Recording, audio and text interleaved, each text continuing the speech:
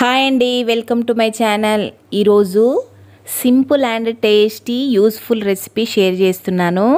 Skip చేయకుండా end వరకు చూడండి, ఎంతైనా యూజ్ అవుతుంది.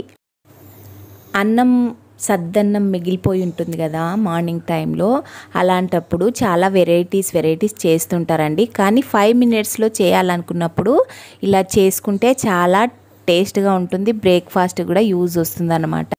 కావలసిన ఇంగ్రీడియంట్స్, ముందు స్టవ్ వెలిగించి ప్యాన్ పెట్టుకుని వేడయ్యే వరకు మనం ఈ ఇంగ్రీడియంట్స్ అన్నీ కూడా రెడీ చేసి పెట్టుకోవాలా. ఫస్ట్ ఒక్కొక్కటిగా మనం ప్రాసెస్ చేసుకుంటే సరిపోతుందన్నమాట. ఓన్లీ 5 మినిట్స్లో చేసుకోవచ్చండి. మీరు కూడా ట్రై చేయండి. నా ఛానల్లో మంచి రెసిపీస్ నేను అప్లోడ్ చేస్తున్నాను, చూడండి, ఎంకరేజ్ చేయండి. సబ్స్క్రైబ్ చేసుకొని లైక్ చేయడం మర్చిపోకండి.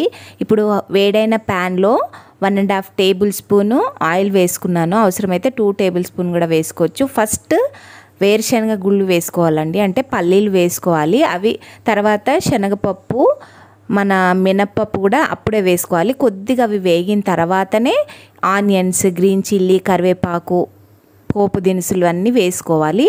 తర్వాత గ్రీన్ చిల్లీ కూడా వేసుకొని వేగిన తర్వాత కొంచెం ఇంగువ కూడా స్ప్రింకిల్ చేసుకుంటే టేస్ట్గా ఉంటుందండి. ఆ తర్వాత ఒక 1/2 టీ స్పూన్ పసుపు వేసుకొని వేగనివ్వాలి. ఇవన్నీ వేగిన తర్వాత మనము అన్నము పొడిగా చేసేసుకోవాలి. ఫస్టే చేసుకొని అందులో ఒక నిమ్మకాయ పిండుకోవాలన్నమాట. రసం డైరెక్ట్ పిండుకోవచ్చు, తర్వాత రసం కూడా వేసుకోవచ్చు అనమాట, మీ కన్వీనియంట్ని బట్టి. దాంట్లో మళ్ళీ తగినంత ఉప్పు కూడా యాడ్ చేసుకోవాలి, మీకు అవసరమైన టేస్ట్ చూసుకోవచ్చండి. ఇవన్నీ లెమన్ జ్యూస్, సాల్ట్, అన్నంని పొడిగా చేసుకొని ముందే కలిపి పక్కన పెట్టేసుకున్నాక ఈ పోపు ప్రాసెస్ అంతా వేసుకోవాలి. ఆ తర్వాత ఈ యొక్క అన్నాన్ని ఆ పోపులో వేసి మొత్తము బాగా పసుపు అంతా పట్టేటట్టు, పోపు అంతా అన్నానికి పట్టేటట్టు కలుపుకొని అట్లనే సిమ్లో మూత పెట్టి వేడి అవ్వనివ్వాలి అన్నాన్ని.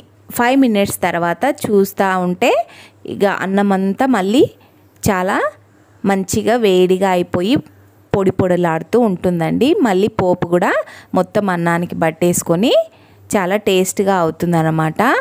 అయితే కొత్తిమీరను కూడా స్ప్రింకిల్ చేసుకొని సర్వ్ చేసుకుంటే సరిపోతుంది. Thank you for watching.